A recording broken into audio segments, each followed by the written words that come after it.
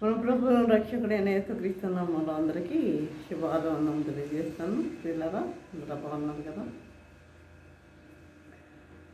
చూడండి, ఈ దినముకి ఏర్పడిన లేఖన భాగం చూసినట్లయితే లూకా సువార్త 24వ అధ్యాయము 5-6 వచనం చదువుకుందాం.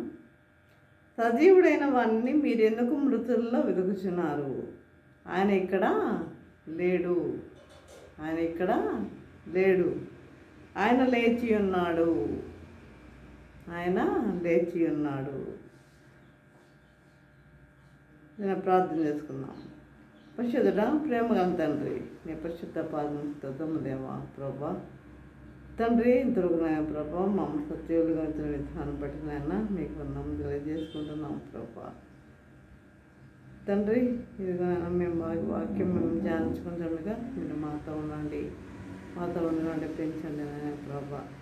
ప్రతి ఒక్కరి తండ్రి గ్రహించగల మనసులో వాక్యానుసారంగా జీవించే జీవితం దయచేయండి. మా ప్రభు నేస్తే నమ్మకం వినమ్గా ఉడికించున్నాము తండ్రి. ఆమేన్. ఈరోజు నేను ధ్యానించబోయే అంశం ఏంటంటే మృత్యుంజయుడు. మృత్యుంజయుడు అంటే మృత్యువును జయించినవాడు, చావును జయించినవాడు.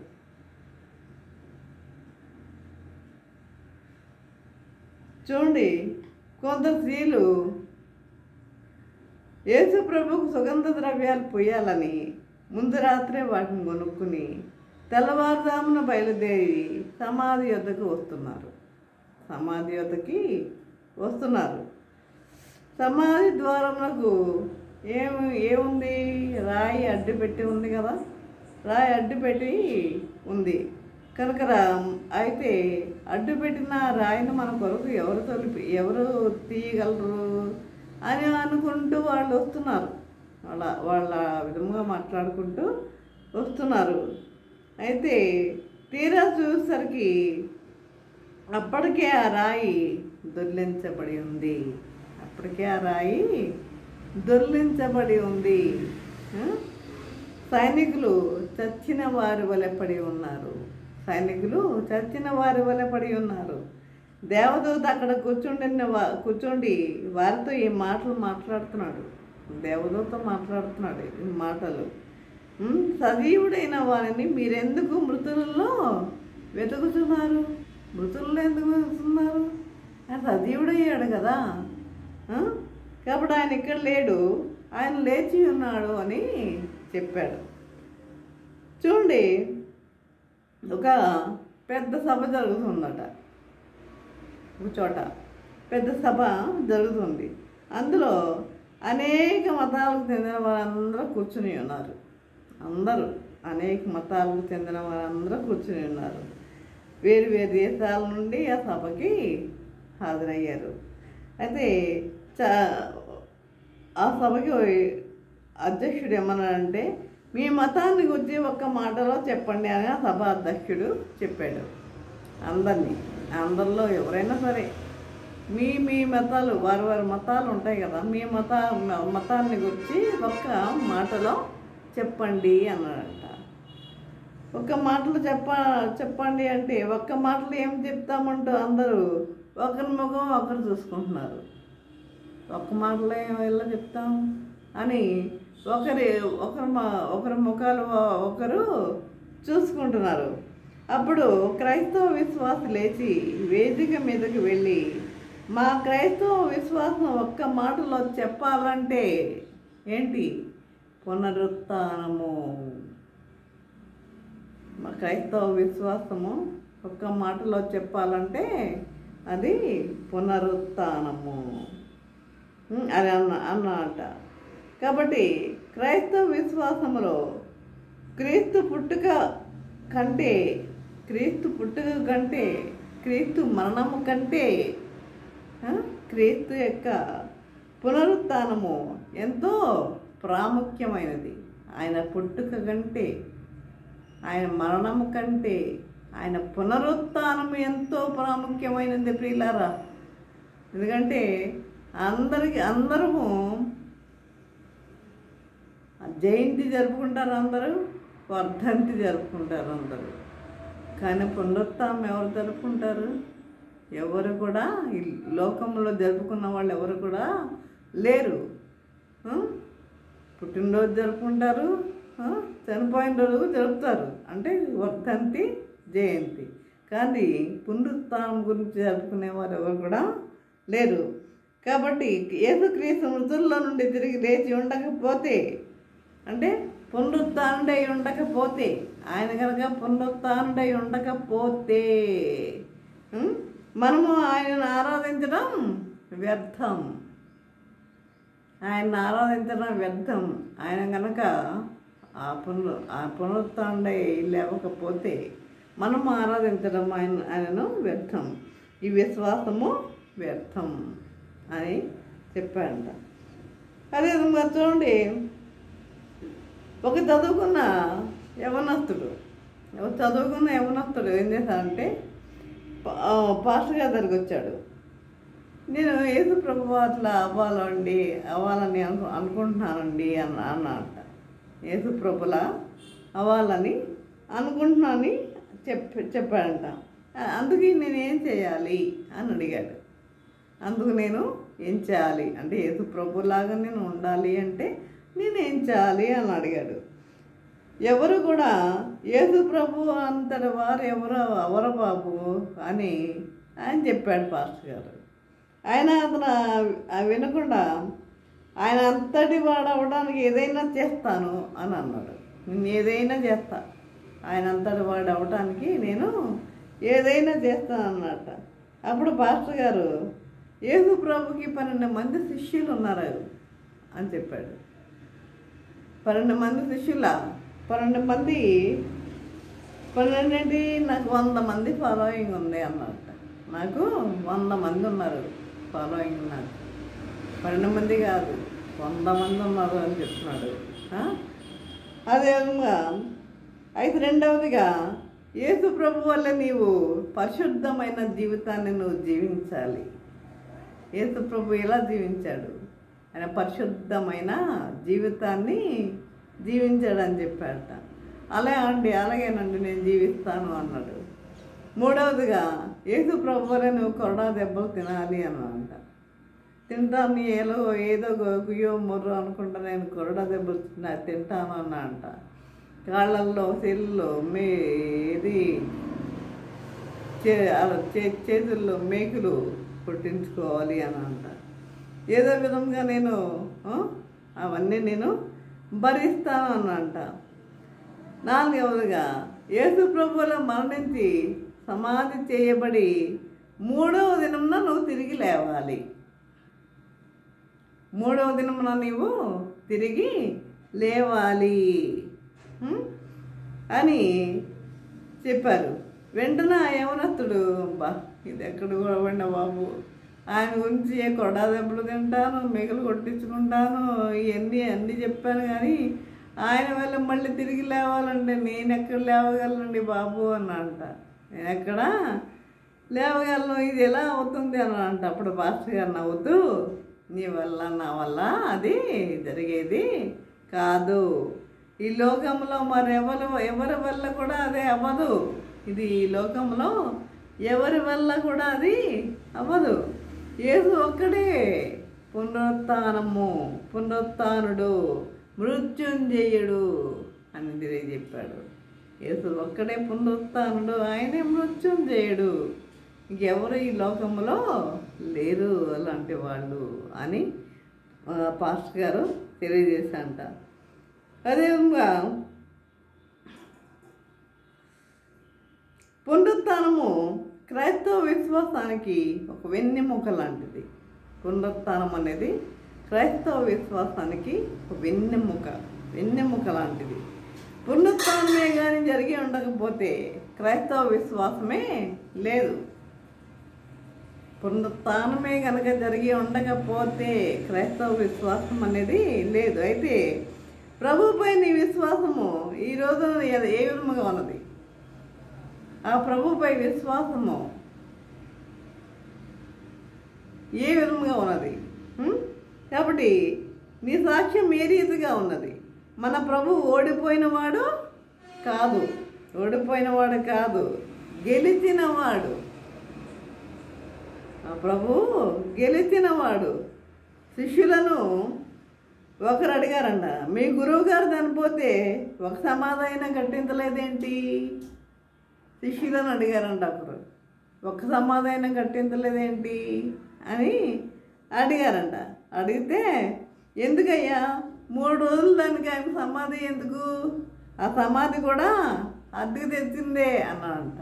ఆ సమాధి కూడా అద్దెకు తీసుకున్నదే. అదే కదా సమాధి ఎవరిది? అరిమతయ్య యేసేపు కదా. అరిమతయ్య యేసేపు తన కొరకు తొలిపించుకున్న సమాధిలో కదా ఆయన్ని పెట్టింది. మరి ఆయన 3వ రోజున లేస్తాడు కదా, మరి ఇంక సమాధి ఎందుకు అన్న విషయంలో అన్న రీతిగా మాట్లాడాడు.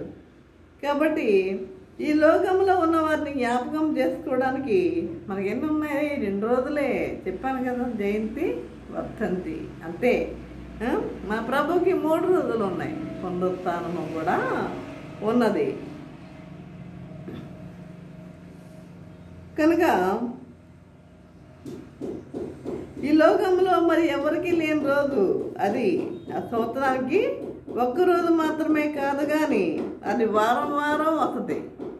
వారం వారము అది వస్తుంది, అది ఆ వారం. కాబట్టి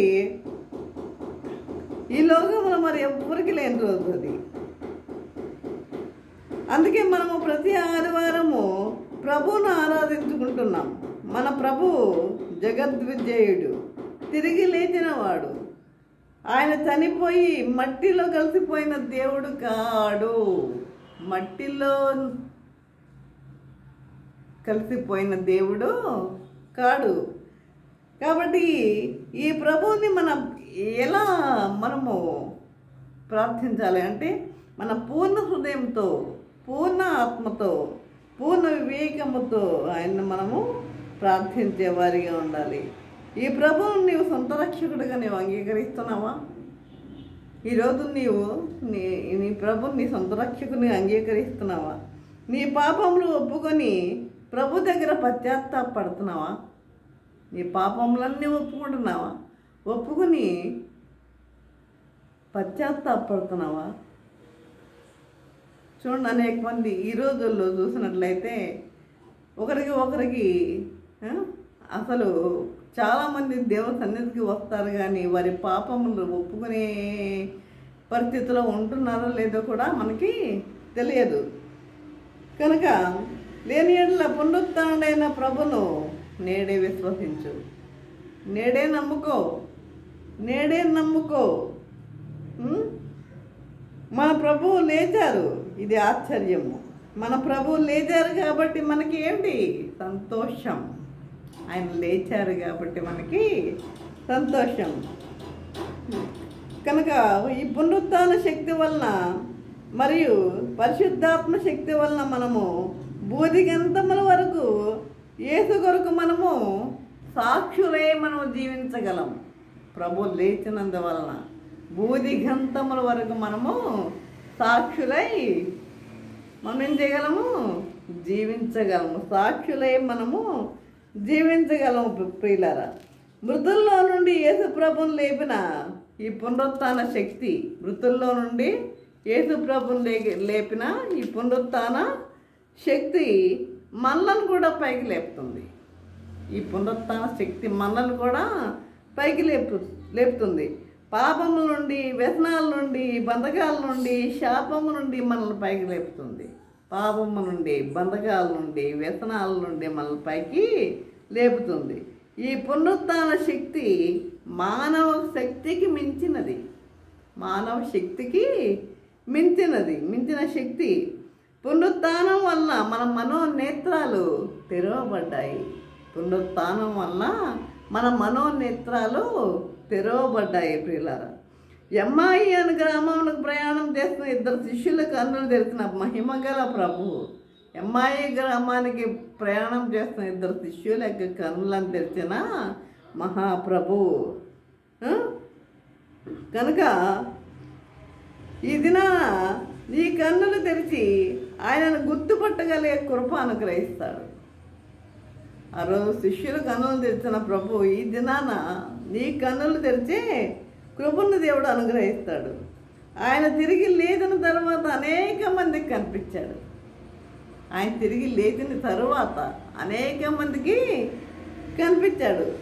ఆయన కేఫాకును, తర్వాత కేఫా ఎవరు? పేతురే. కేఫాకును, తర్వాత 12 శిష్యులకును కనపడిన అటు తర్వాత 500 మందికి ఎక్కువైన సహోదరులకు కూడా ఆయన దర్శనమిచ్చాడు. వీరిలో అనేకులు ఇప్పటి వరకు నిలిచి ఉన్నారు, కొందరు నిద్రించారు. అప్పుడు లేచిన వారు కొంతమంది మరి ఇప్పటికి నిలిచి ఉన్నారు, కొందరు నిద్రించారు. తర్వాత ఆయన యాకోబుకును, అటు తర్వాత అపోస్తలులందరికీ కనపడాను. అందరికీ కడపడ కాలం మందు పుట్టినట్లున్న నాకును కనబడెను. చూడండి, అనేక మంది 40 దినాల పాటు పునరుత్థానుడైన యేసు ప్రభువును చూశారు. అనేక మంది. ఇందులో ఎన్ని దినాలు ఉన్నాడు ఆయన ఈ లోకంలో? ఆయన పునరుత్థానుడైన తర్వాత 40 రోజులు ఉన్నాడు. ఈ 40 రోజులు మరి ఈ 40 దినాల పాటు పునరుత్థానుడైన యేసు ప్రభువును చూశారు. ఒకరోజు పేతురు చేపలు పట్టుకోవడానికి వెళ్ళిపోతున్నానని మిగిలిన శిష్యులను చెప్తే, మిగిలిన శిష్యులకు కూడా చెప్తే వారేం చేశారు? మేము కూడా నీతో కూడా వచ్చేస్తామన్నారు. నీతో కూడా వచ్చేస్తామన్నారు. మేము కూడా వస్తామన్నారు. రాత్రంతా కష్టపడ్డారు కానీ వారికి ఒక్క చేపలన్నా దొరికిందా? ఒక్క చేప కూడా వారికి దొరకలేదు. రాత్రంతా కష్టపడ్డారు కానీ తెల్లవారుజామున సముద్రపు ఒడ్డున పునరుత్థానుడైన ప్రభు నిలిచియుండి ఏమన్నాడు ఆయన? రాత్రంతా కష్టపడ్డారు కానీ వారికి ఒక్క చేప కూడా దొరకలేదు. ఈ విధముగా పిల్లలారా, తినడానికి మీ యొద్ద ఏమైనా ఉన్నదా అని అడిగాడు. తినడానికి మీ యొద్ద ఏమైనా ఉన్నదా అంటే ఏ చేప వారు పట్టలేదన్న విషయం ప్రభుకి ముందే తెలుసు. వారి యొక్క శ్రమను గ్రహించి ఆయన అక్కడ సముద్రపు ధరిని ఆయన నిలిచినట్లుగా మనం చూస్తున్నాం. తినడానికి మీ యొద్ద ఏమైనా ఉన్నదా అని అడిగారు. అప్పుడు ప్రభు కుడివైపును వలవేయమని చెప్పగా వారు అలా చేసి ఎన్ని చేపలు పొందారండి?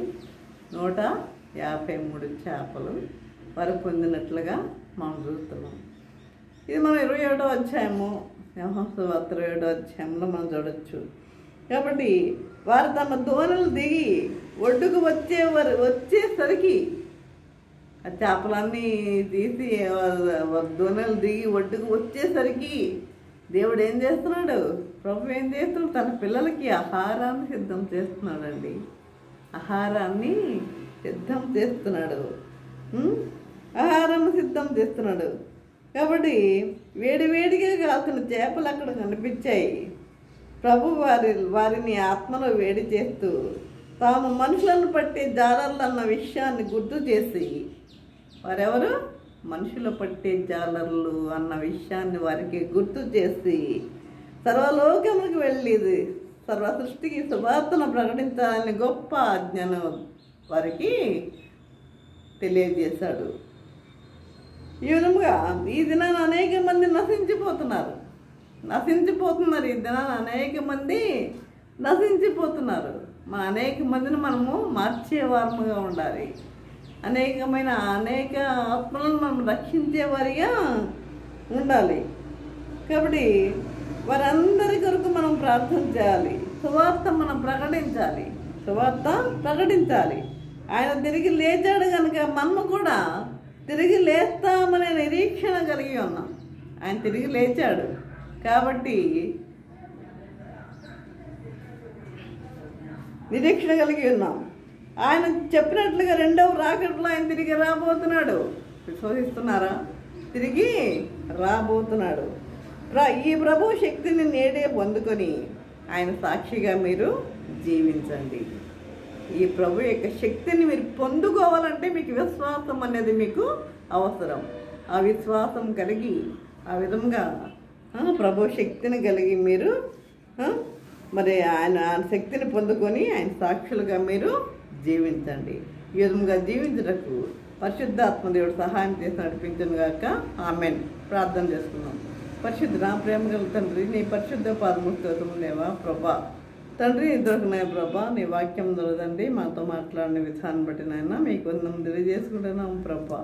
ఇదిగో నాయన మృత్యుంజయుడు అనే అంశం మీద మేము ధ్యానించుకుని ఉన్నాం నాయన ప్రభా. తండ్రి నిజమే తండ్రి, మీరు కనుక లేచి ఉండనట్లయితే ప్రభా తండ్రి మేము ఆరాధించే ఆరాధన కూడా వ్యర్థమే నాయన ప్రభా. మా విశ్వాసం కూడా వ్యర్థమే నాయన ప్రభా. తండ్రి మరి ఈ లోకంలో ఎవరు కూడా తండ్రి నాయన మూడవ దినం మృత్యుంజయుడే తిరిగి లేచిన వారు ఎవరు లేరు నాయన ప్రభా. తండ్రి అదే అనేక మంది బిడ్డలకు మీ యొక్క శిష్యులకు మీరు ఇచ్చిన ఆజ్ఞ సర్వలోకంలోకి వెళ్ళి సర్వ సృష్టికి సువార్తను ప్రకటించండి అని మీరు ఆజ్ఞ జారీ చేశారు నాయన ప్రభా.